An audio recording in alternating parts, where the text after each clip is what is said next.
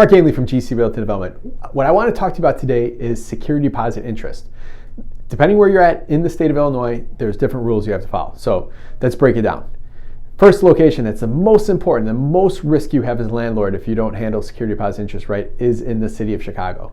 So if you're not familiar with the Chicago CRLTO that came out in the 1980s, you need to get familiar with it, and I'll put a link to it here in this below.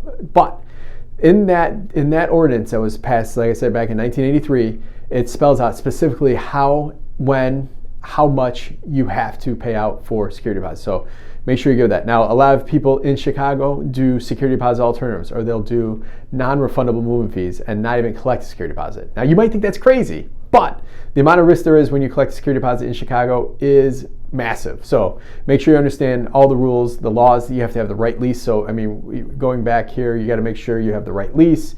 So I always have an attorney look at this. Your realtor can help you with some of the forms, but ultimately make sure you're covering all of the bases when it comes to just leasing out in Chicago, let alone collecting a security deposit. So the next one, Cook County. Cook County does not require, now Chicago is in Cook County, but Cook County, as part of the RTLO that came out in 2021, the residential tenant landlords that's specific to everywhere in Cook County excluding Chicago, that does not have any sort of the part of that ordinance that requires you to pay security deposit interest.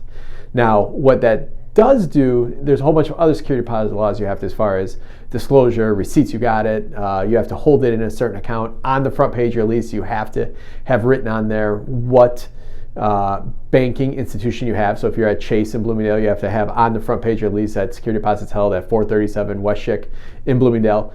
So that is something that you have to have. Now that's in Cook County specific. Now the rest of the places, DuPage, Will, Kane County, McHenry County, maybe you're watching this and you're in one of those locations, you're thinking you're scot-free. And for the most part you are, unless you have a building that is 25 or more units.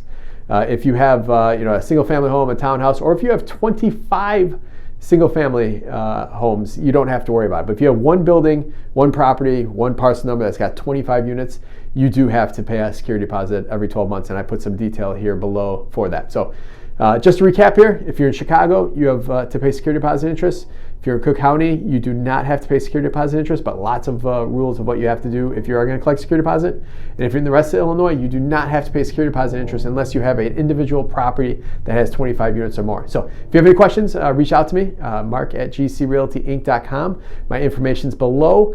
Love to hear any nightmare experiences you've had, or any good experiences you have, or new ways you have to offset collecting security deposits in Chicago. So we'll talk to you soon. Bye-bye.